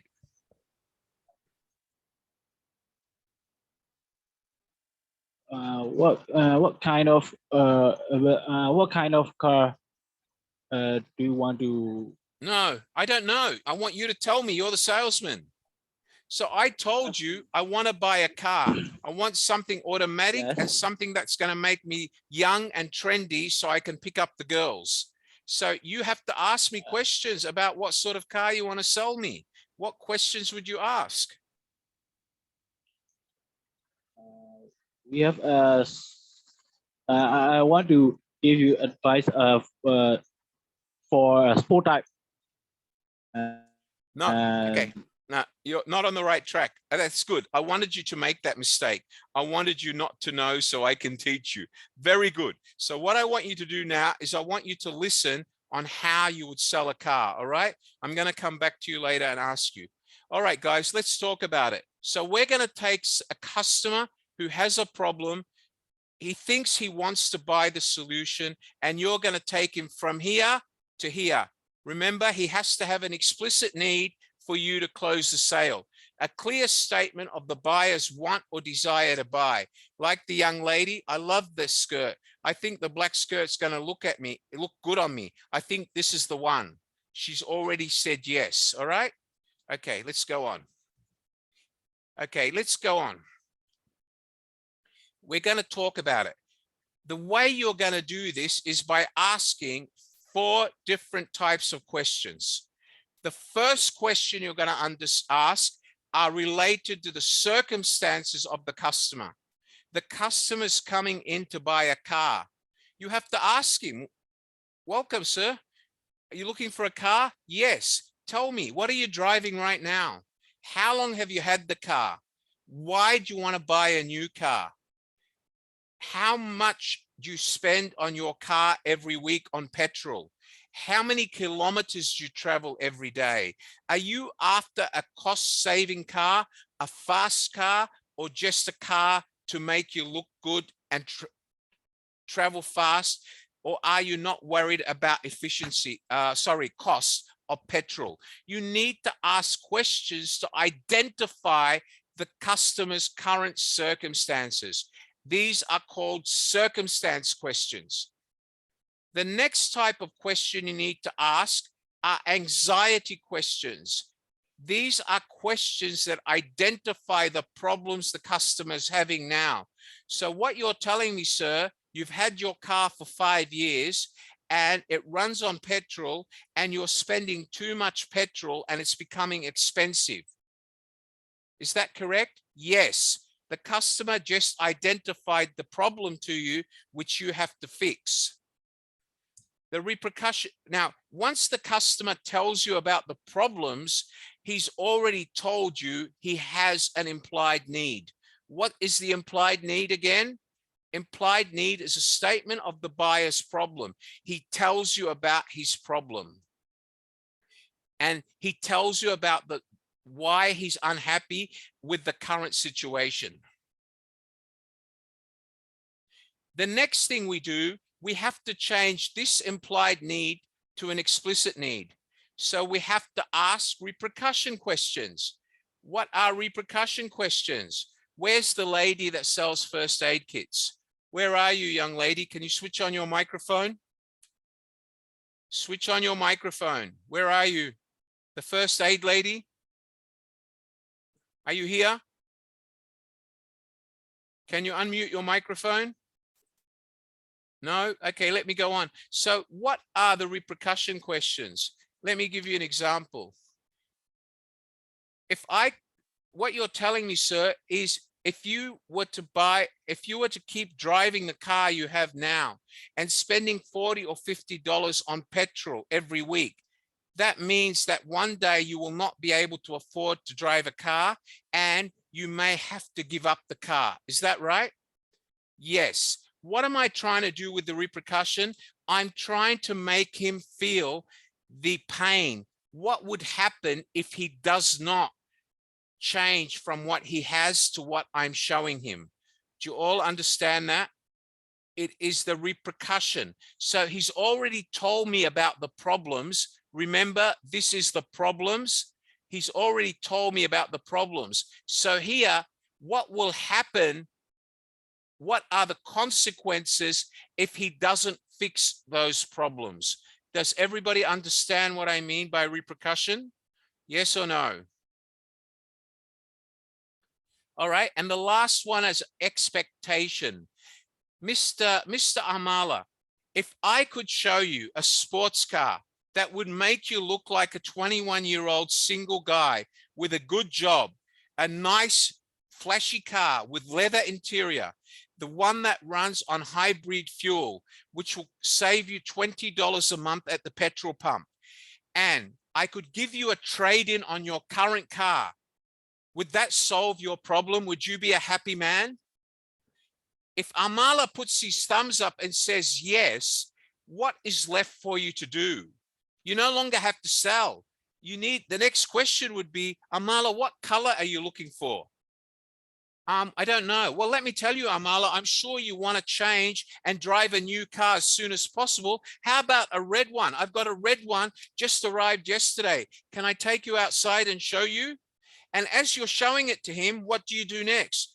Mr. Amala, can I let you test drive this new machine? It's red because I want you to feel good in the car. So Mr. Amala gets in the car and drives it. His behavior changes. Whoa, I look good in this car. Wow, my new wife is going to be so happy. We look like a trendy young couple from Hollywood. All right. We're driving a sexy new car. When he feels good, what's going to happen to his attitude in the new car? What's going to happen? Gunjam, what's going to happen to Mr. Amala's attitude? Tell me. Come on, Gunjam. What's going to happen to his attitude? Open your microphone. Gamanjan, open your microphone, Mr. Gamanjan George. What's going to happen to Mr. Amala's attitude in the new red car?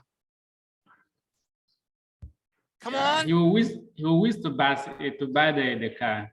All right. So if he drives it and says, oh, I love this car, I need to have it.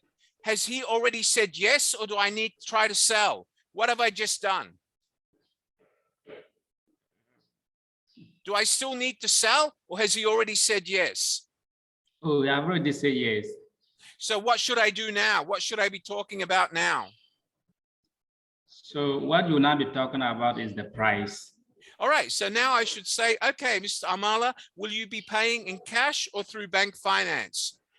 Finance. Yes. Do you already have the finance? No. Well, how about we go back to my office? I fill out the finance agreement for you. I get it approved for you over the phone, and then we can arrange for you to pick up the car. Have I mentioned the price yet? No, right? So Mr. Amala comes back to the office.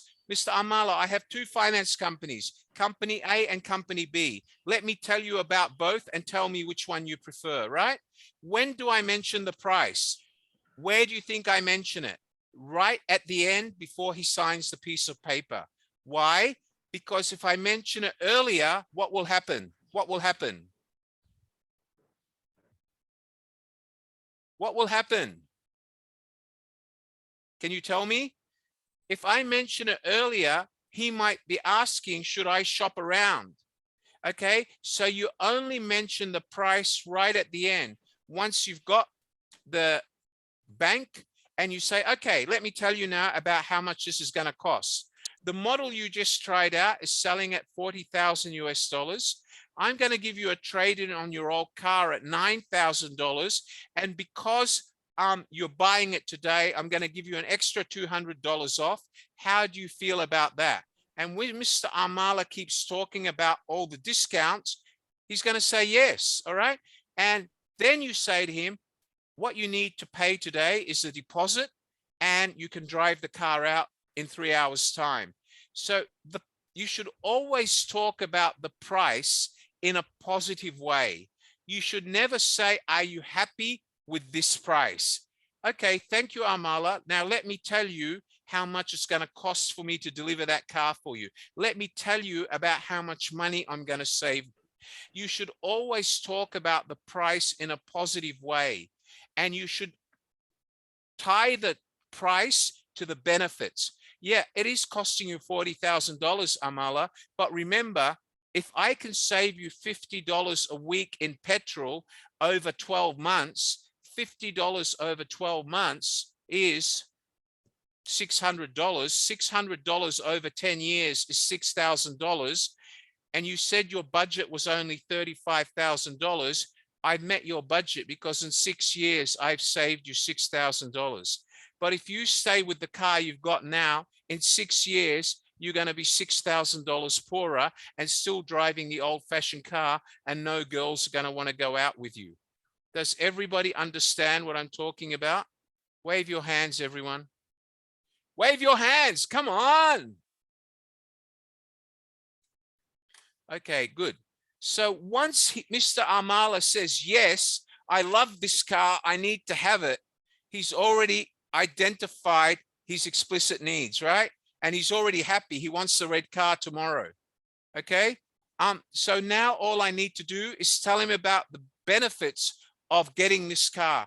Right now, Mr. Amala, the car is going out with a $4,000 discount because it's at its launch price. And because I'm here today and I've looked at your car, I can give you a trade-in of this much. However, next week, the trade-in value will go down. And what you're doing, this car is going to save you X amount of dollars on petrol. Remember at the beginning, you told me the cost of petrol was a concern. So you have to tie in the benefits with the price. You've already sold the car. Now let's talk about what these questions are. I want everybody to write these down, please, because you're going to get homework. You're going to have to write 6 of each question and send it to me to mark. The first 6 questions you're going to call circumstance questions. You're going to write 6 questions asking the customer to uncover facts about the background of what they want and why they want it, all right? About their circumstances, their business situation, or their family, depending on the product you're selling. 6 circumstance questions from all of you. The next set of questions you're going to write are 6 anxiety questions.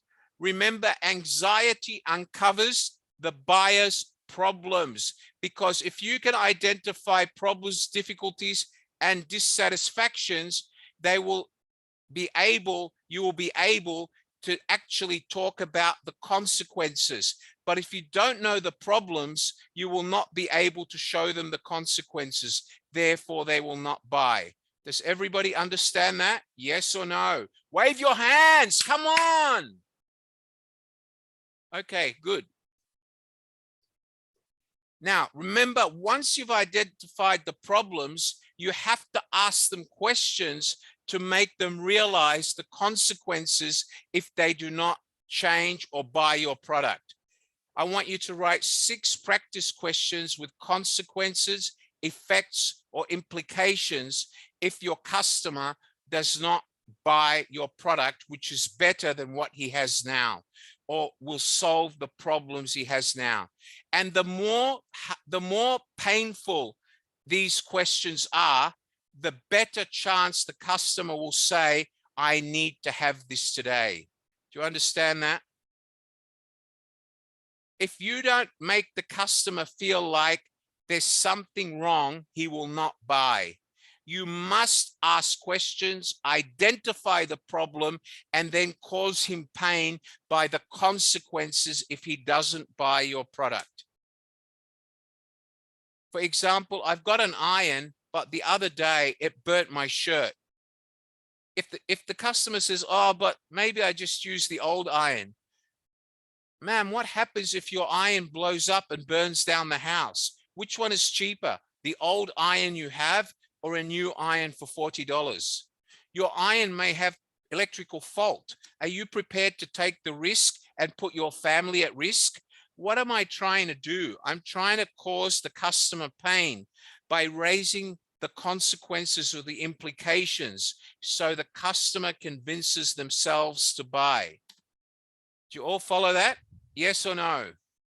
Wave your hands. Come on.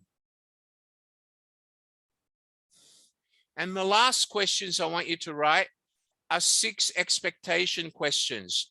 Questions about the value, importance, or usefulness of a solution to the buyer's problem. So this is what we're going to do. I am going to give you my WhatsApp number and my email address. And there's a condition.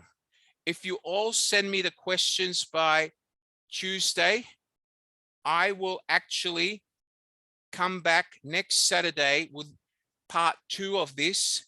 And during that part 2, I will have replied to all your emails, and we will all go through the next stage of psychological selling, which is what we call the closing funnel, how to close the sale.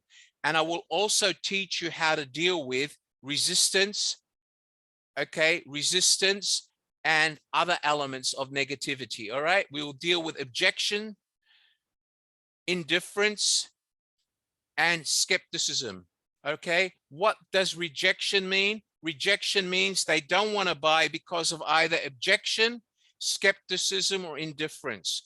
I will teach you how to identify this and how to fix this just by asking more questions. But before I can do that, you all need to actually come up with 6 examples. Now, there's 200 students here. That means I have to read 200 times 24 questions. All right. Now, I do understand that I am not a machine. I'm a professor and I teach 20 other classes.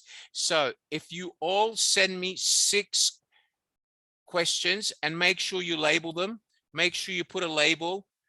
Circumstance, 6 questions. Anxiety, 6 questions. Repercussion, 6 questions, and expectation, 6 questions. Make sure you put the heading and write 6 questions. Make sure the 6 questions refer to the same product or service.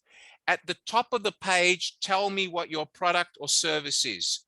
You send it to me in email, and in the subject, you put sales questions, right? Sales questions. Can you write that in the chat box, Amala? The subject of their email should be sales questions. You should write 6 questions about circumstance, 6 questions about anxiety, 6 questions about repercussion, and 6 questions about expectation. And at the top of your page, you need to tell me what product or service you have. You need to email it to me before 6 p.m. on Tuesday, the 12th of July. If I do not get it by 6 p.m., I cannot guarantee you an answer by next Saturday morning. My email address, my co-host, Mr. Amala, will share with you now. It's eh.wally1@gmail.com. Now, I always answer all my students. If you've ever asked for something and I haven't answered, you better check your junk mail or spam. And if I still owe you anything, tell me and I will send it to you. Please do the homework and send it to me. I promise you that once I finish teaching you this, you will improve your sales ability by at least 75 to 80%. I know that because I have taught companies all over the world how to use this. I have been paid millions of dollars for this philosophy. But the only difference, I'm teaching it to you in general. When I charge a company $100,000, I sit in the classroom with their salesman for 1 week and we role play. For you, I'm teaching you the methodology, but you have to write your own questions. I will still let you learn the basics, but I cannot role play it with you because it's going to take a long time. But the reason I'm sharing this is because I want you to be successful. And it's a sales methodology which I have shared with the world. I have already made millions. So now I'm happy to share it with you. This methodology is called consultative selling. It's based on psychological and emotional triggers, and it is known by the name CARE, C-A-R-E. It is my methodology, and it's being used by some 300 companies around the world. There is other methodologies that are similar, but none as effective as this. All right. So this is part 1. Part 2 will be delivered next Saturday because Monday is a public holiday. Otherwise, we'll be doing it on Monday. So I look forward to see all 200 students here today. Join me for part 2 next Saturday at 5 o'clock, and we will learn how to close a sale. Okay, Mr. Amala, could you repeat my address to everyone, my email address? If for any reason you don't understand your homework, you can WhatsApp me at my Singapore WhatsApp number. Mr. Amala, could you share my Singapore WhatsApp number?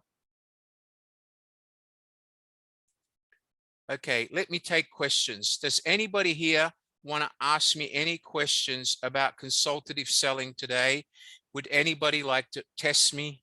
I'm a guru. Anybody can test me. I'm available. I like to be tested. Yes, Yossi. Hello, Yossi. Where are you from? Switch on your microphone, Yossi. Hello, where are you from, ma'am? Good evening. I'm from Indonesia. Which country are you from? Indonesia.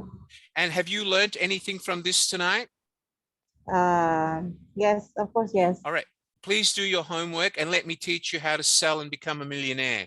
Does your job involve sales? Are you a salesperson? Before, yes, I am salesperson, but now I want to upgrade my job more better. So that's why I take this course. Well, you know, sales is one of the biggest professions in the world. If you can sell and join a company like Allianz in Indonesia, selling their health product, you can make millions. I can even give you a contact if you learn this sales methodology, because they use this when they sell. All right. But it will definitely help you, but please do the homework.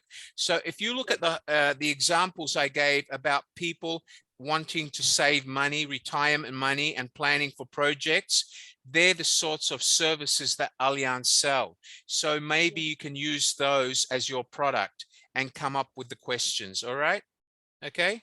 Or you can use health insurance. Let me tell you, Yossi, why do people buy medical insurance? Why do they buy it? Because they're afraid that one day they'll get sick and they need medical treatment, right? So I want you to do your homework about medical insurance and send it to me and I'll correct it. All right. Thank you. For those of you like Mr. Shadi Naeem, for those of you who run different companies, please pick a service or a product that you want help with, and I will help you write questions which you can then teach your staff. If you want a copy of the presentation so you can use it to teach your own staff, I'm happy to share it with you next week after the final lesson.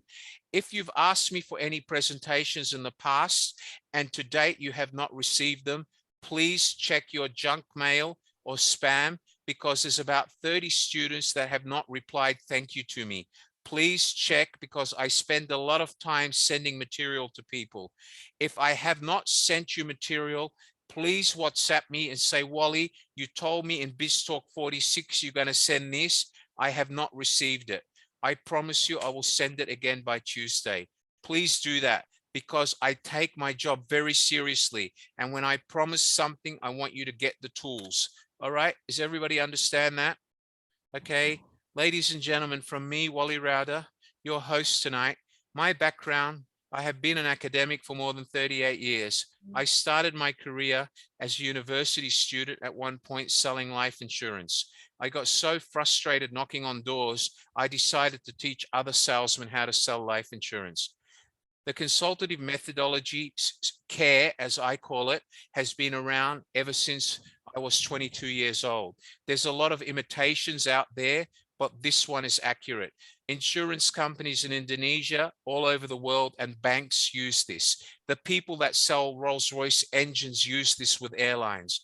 Ladies and gentlemen, I am here because I'm a guru. I'm not here just because I want to talk. I am here because I want you to learn. I want to hear the results you have. If you have a business and something is not working for you, I invite you to write to me as a professor and say, Shadi, say, Wally, I'm having a problem in this area. Could you tell me how to fix it? I am dedicated to do that. I have given you my WhatsApp number. If after 5, 10, 15 days you don't get my reply, don't forget about it. Message me and remind me that you haven't got it, and I will send it to you. All right. For the love of God. All right. Okay. Thank you for joining me today. For those of you who celebrate Eid al-Adha, which I believe is an Islamic holiday coming up around the world, Salamat Eid al-Adha, Salamat Eid Mubarak. Please forgive me if my Arabic is not that good. I wish you a very happy Eid Mubarak, a blessed Ramadan, which is already over. May the new season of Eid Mubarak bring prosperity. May it bring good health, and may it bring happiness to all. Thank you, ladies and gentlemen. Very good afternoon to you all. Thank you for joining me. I'll see you next week. Goodbye, everyone. Goodbye.